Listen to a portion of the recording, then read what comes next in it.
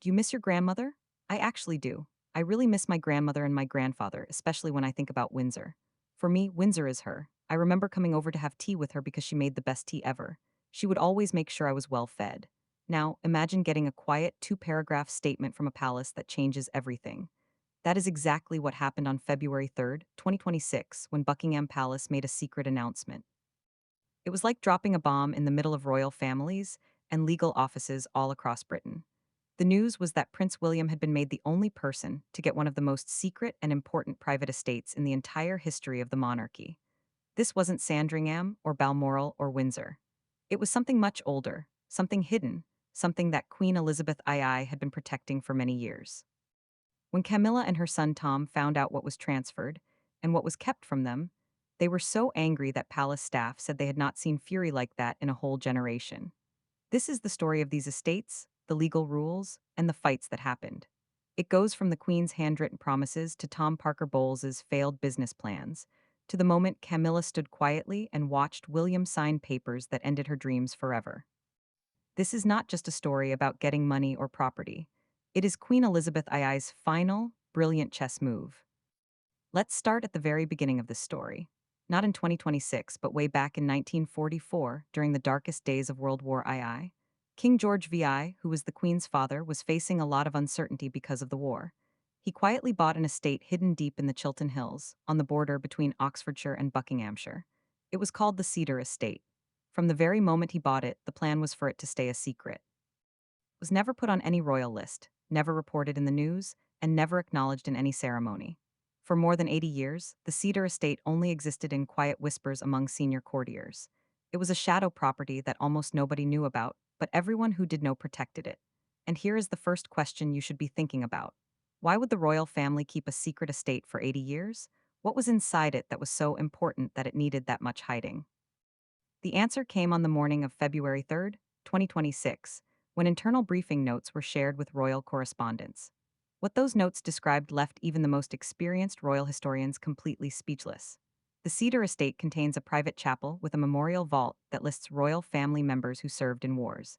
It has archival vaults holding 186 oak chests filled with personal wartime letters and secret royal communications. There are 72 previously undiscovered royal portraits, including oil paintings of King George VI and Princess Margaret that had never been seen before.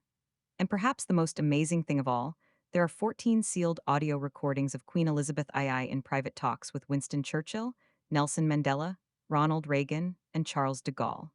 One archivist who had worked in the royal archives for decades described the collection in a way that no one would forget. He said this was not a museum of history. It was the raw, unfiltered story of royal memory, a window into the private soul of the monarchy itself. Now, here is what makes this even more important. Between 2017 and 2021, Prince William had been quietly visiting the Cedar Estate on private weekends. He was not going as a tourist or as a ceremonial guest. He walked through the cedar groves with the Queen. He looked through wartime letters. He personally organized naval dispatches. He refiled hundreds of letters from World War II soldiers. He even fixed moisture control systems in the rooms where the archives were kept. This was not just showing up for a picture. This was taking care of things because he truly believed in it, and Queen Elizabeth noticed. In a handwritten note found within the legal papers, she wrote these words: "He will inherit more than the crown. He will inherit the silence that preserved it." Those words were not accidental. They were a clear statement of what she intended. Now, let's talk about the legal system that made this transfer possible, because it is just as amazing as the estate itself. The Cedar Estate does not fall under the Crown Estate. It does not fall under the Duchy of Cornwall. Instead, it exists under a private legal setup called a covenant trust. This trust was created in 2020, filed under a special seal, and witnessed by the Queen's personal lawyer, a constitutional advisor, and a notary from the Royal Archives. The trust had a delayed activation clause. That meant it would only start working after two specific things happened. The first was the end of the Queen's state funeral. The second was the moment Prince William was publicly recognized as the heir to institutional responsibility. Both of these things have now happened. The official statement confirmed it in plain words. Under the terms of the sealed covenant trust executed by Her late Majesty Queen Elizabeth II in 2020, the property known as the Cedar Estate shall pass in full and exclusive guardianship to His Royal Highness, the Prince of Wales, effective immediately. Simple words, but the results could not be changed. But here is where the story changes from inheritance to a direct fight, because not everyone was happy with this news. Camilla and Tom had plans that were never meant to be found. Multiple sources have confirmed what palace insiders had suspected for some time. Queen Camilla and her son Tom Parker Bowles had been quietly, persistently, and strategically trying to bring the Cedar estate under their control for years. Starting in late 2024, Camilla had been pushing for what she called a Windsor Cultural Legacy Center. Her idea included fancy food retreats celebrating British cooking, literary events focusing on female royal stories, and small group tour through the Cedar Groves.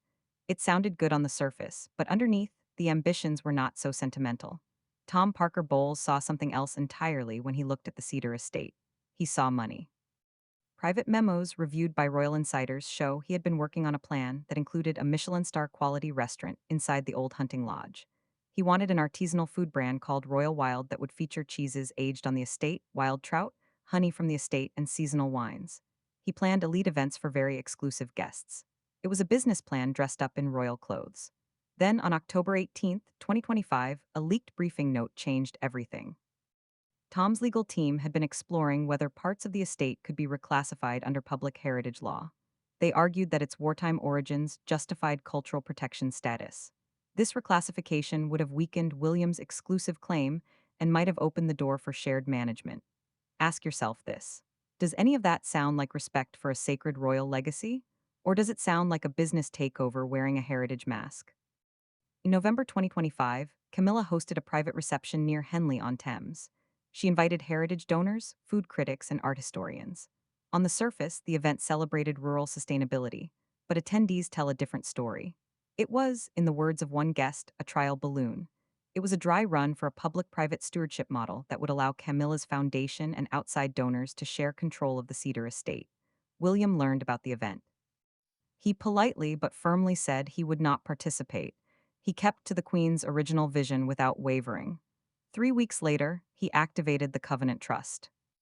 The Cedar estate was not the only place where they fought. On January 31st, 2026, the land registry quietly updated to show another transfer that Camilla had not expected. North Acre Hall, a huge 1,200-acre heritage property, nestled among Wiltshire's ancient hedges and Berkshire's rolling hills, was transferred. Historically, it was a lesser-known royal retreat that had hosted hunting weekends and sensitive diplomatic meetings during Queen Elizabeth II's reign. Its combination of historical prestige, farming income, and untapped licensing rights linked to an 800-year legacy made it, according to commercial experts, a very valuable royal asset. What makes the Northacker Hall transfer remarkable is the timing.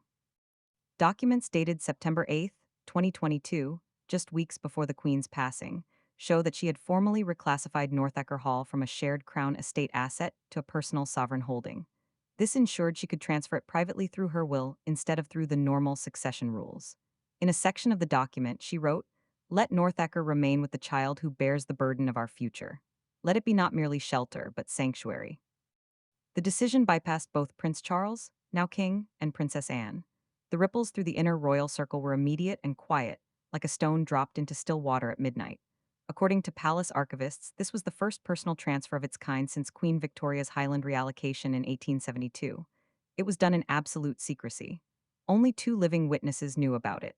They were Lady Sarah Chatsworth and the late Queen's legal advisor, Sir Alastair Denholm. The sealed envelope had 3 words written on the outside: "For the reign after me." But Camilla had not been sitting still.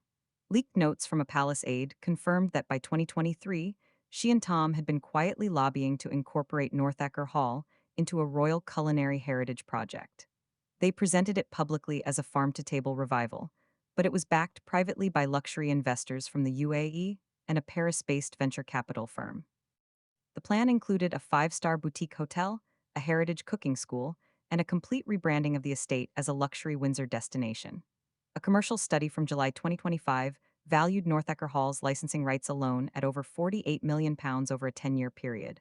One courtier, speaking without giving their name, summed up the moment with sharp words. Camilla believed she had soft-bought the estate through influence. The Queen outmaneuvered her from beyond the grave. What followed was a careful campaign of whispers and quiet pressure, led by Camilla's longtime fixer, Maurice Leloup. He was a retired PR consultant known for playing back-channel games in the palace. Anonymous opinion pieces began appearing in late 2025. They suggested the monarchy had overinvested in heritage assets and needed to rethink generational fairness.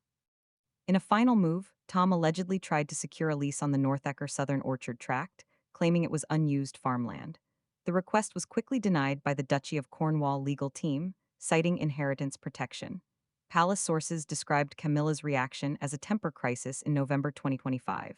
The word used by those present was not anger. It was something colder. It was fury at being outflanked by a dead woman. Now we get to what may be the most emotional part of this story. In mid-January 2026, Princess Anne did a careful review of the Queen's private letters at Windsor's Oak Room. What she found, folded 3 times and secured within a leather folder marked with William's initials, was a codicil unlike anything the family had seen. Clarence Hill Estate, nestled deep in the Chiltern Hills, is only reachable through a private driveway that stretches 4 miles from any main road. It had been quietly purchased in 1947 by King George VI as an off-the-books reserve for direct heirs. It was kept safe from Parliament, public scrutiny, and the ups and downs of royal funding. The Queen's instructions were written in her own hand, clear, unmistakable, and deeply personal. I entrust Clarence Hill to my grandson William in full title and spirit, free of encumbrance, free of shadow. Let it remain outside the Crown estate, immune to politics, immune to scandal. This land is a covenant, not a commodity.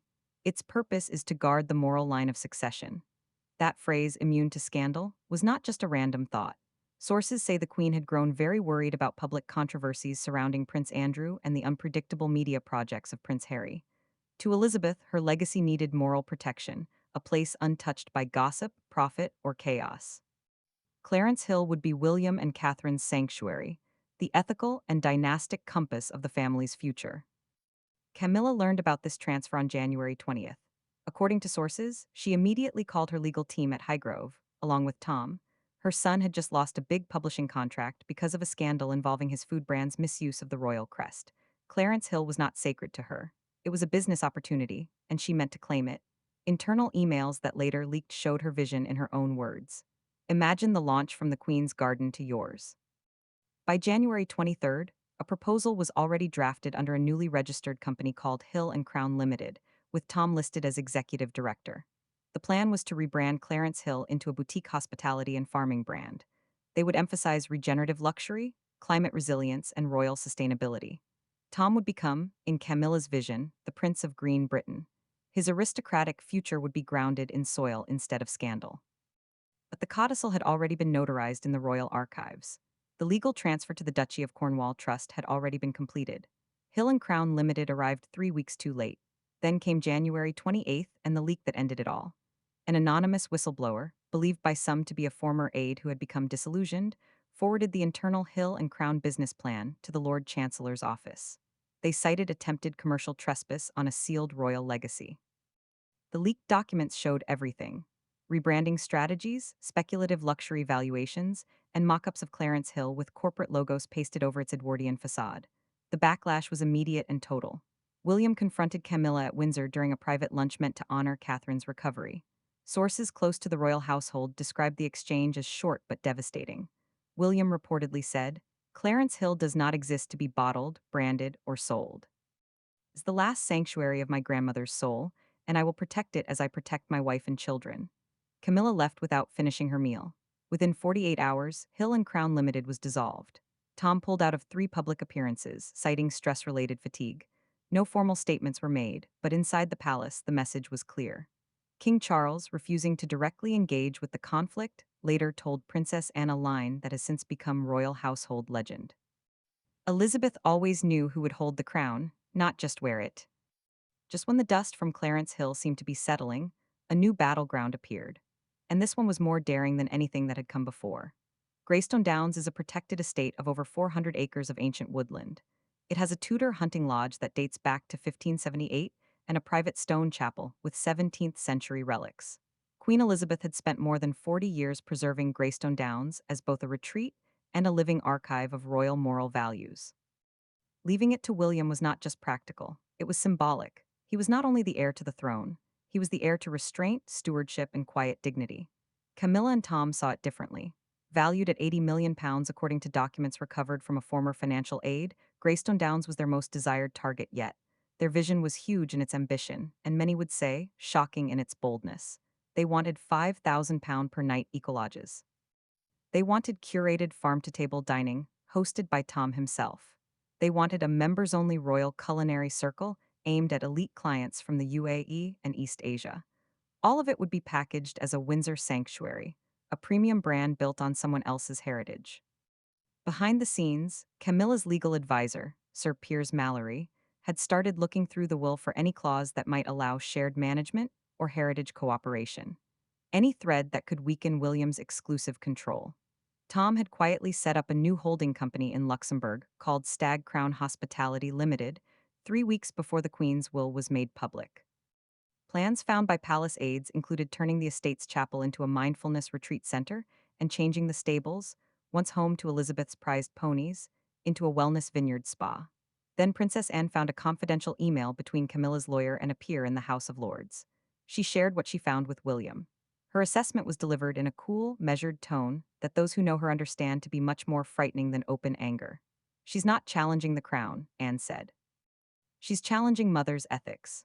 William called a private strategy meeting with the Privy Purse.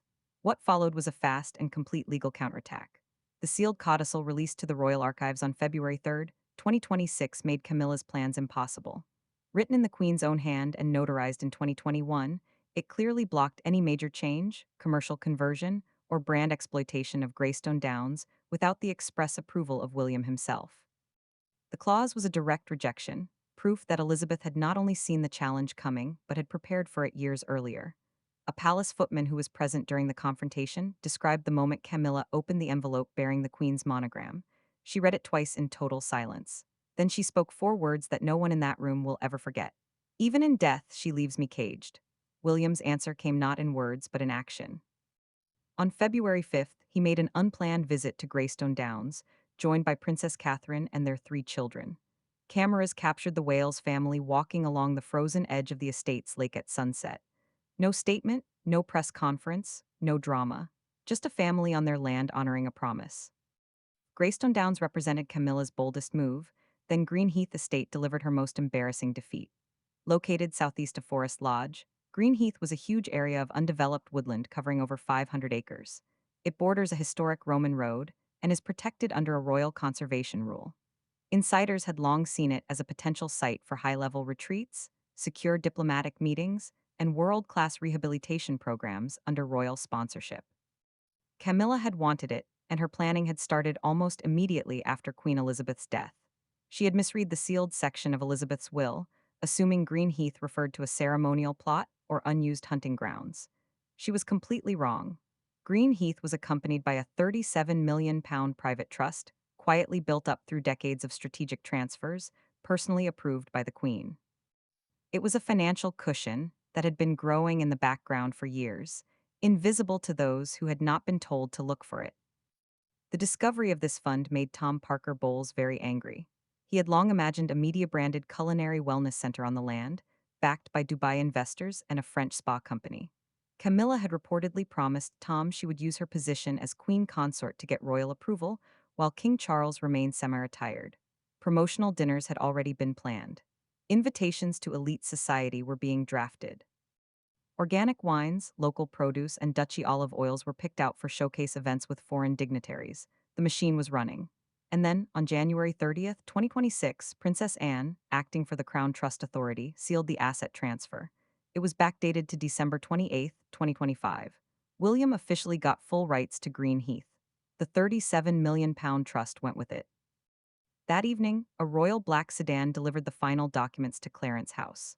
Along with them came something Camilla had not expected: a private audio recording of Queen Elizabeth herself, explaining her wishes for Greenheath in her own voice. The estate was to become a secure legacy zone, reserved only for environmental education programs, child rehabilitation projects, and educational stewardship under the direct care of William and Catherine. Camilla called Tom and 2 estate lawyers to a crisis meeting at Romley House that same night. According to palace leaks, the talk turned almost immediately to legal strategies. Camilla was ready to challenge Elizabeth's mental state at the time of the Greenheath deed. She planned to claim that William and Catherine, helped by influential advisors, had manipulated an elderly queen. It was a posthumous attack on Elizabeth herself, an attempt to rewrite history from inside the family that history belonged to. King Charles, even though he was not in good health, gave a private warning within 48 hours. Any attempt to undermine Elizabeth's will would be treated as treason against the crown's memory. When the letter was leaked to the Times on February 2nd, public anger exploded. Pro-monarchy groups, constitutional experts, and royal historians lined up to condemn the plan as morally and legally unacceptable. Princess Catherine's quiet appearance at a Windsor children's hospice that same day was the perfect visual contrast. Dignity and compassion stood in absolute, silent contrast to Camilla's plotting. At 9:46 a.m. on February 3rd, William arrived at the Green Heath gates alone. He wore a simple navy wool coat. He had one aide with him. There were no cameras, no press, no fanfare. He signed the first official document of the Green Heath Royal Future Trust. This permanently closed the estate to commercial use and set it up under an ethical framework that matched Elizabeth's environmental and educational vision. As the signing finished, a Rolls-Royce appeared at the western edge of the estate. Camilla stepped out, wearing dark glasses, her lips pressed tight, clutching a black leather folder to her chest. She did not speak. She did not come closer. She just stood there, watching in complete silence, the beginning of a vision she could not claim, control, or reverse. Tom never showed up. By evening, Camilla had canceled a royal culinary event that had been scheduled for February 4th. Her PR team put out a single line. Her Majesty Queen Camilla regrets the recent developments and supports the King's reaffirmation of the late Queen's legacy. Then came Oakage, the last estate, the one that said it all. A sealed leather envelope bearing Elizabeth II's royal cipher was formally given to Prime Minister Harriet Shawcross on the morning of February 3rd. It confirmed the transfer of Oakage estate to William. Unlike Balmoral or Sandringham, Oakage was not controlled by Crown estate rules. It was a private holding under a special clause in the Queen's will. It is a fortress of pastoral retreat, an untouched area bordering the Thames forests. It was used by George VI for hunting and contains the ruins of a Tudor chapel hidden within its grounds. Its estimated value was £18 million, but that number was, as everyone involved understood, not the point at all. Oakage had been Queen Elizabeth's personal refuge during family disputes. It was a place of peace, reflection, and resolve. It was the place where William spent early summers, the place where, as a child, he first learned what it meant to belong to something bigger than himself.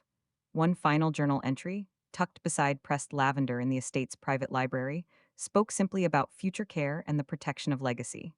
Even as the transfer was being completed, Camilla and Tom stayed quiet, although rumors spread about a possible legal appeal through the Privy Purse Committee. They claimed Oakage had benefited from public funds and could be reclassified. William had expected this. He ordered a complete review of restoration records and security payments going back to 1953. Forensic accountants started checking every single line, every expense, every receipt. But Elizabeth, as always, had thought even further ahead than anyone who opposed her. The private will contained a clause titled Anticipatory Obstruction. This made any challenge to Oakage by people outside the Windsor bloodline or married into the family after 2010 completely invalid. When the clause was read to senior royals in the green drawing room, complete silence fell. Camilla stormed out. Tom reportedly cursed at his lawyers. Princess Anne, who had been sitting quietly throughout the reading, turned to King Charles and said with perfect calm, "I always knew this day would come." That evening, William, Catherine, and their 3 children toured Oakage for the first time as its new keepers. George, standing on top of the old watchtower ruins and looking out across the frozen estate, asked his father a question that those present said would stay with them forever. "Will this be ours forever?" William's answer was calm, measured, and completely sure. "As long as we protect it." Soon after, a letter arrived from the late Queen's personal lawyer, Sir Jonathan Arborfield. It contained one final message from Elizabeth herself, words that made every legal move, every business plan, and every back-channel lobbying effort completely useless. "If ever this estate is challenged, let it be known Oakage belongs not to power but to patience. Let the one who bore the weight of the crown's future, not the burden of entitlement, carry it forward." Signed, Elizabeth R. Step back for a moment and think about what Queen Elizabeth II actually did with these transfers. She did not just leave properties to her grandson. She built a legal fortress around him, layer by layer, estate by estate, clause by clause. It was designed to survive every challenge that ambition, business, and family fights could throw at it. She saw the commercial plans coming. She saw the legal tricks coming. She saw the public pressure campaigns coming. She built in answers to all of them years before they ever happened. Think about that for a minute.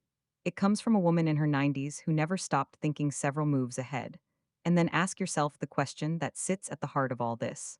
Why did the Queen feel this level of protection was necessary?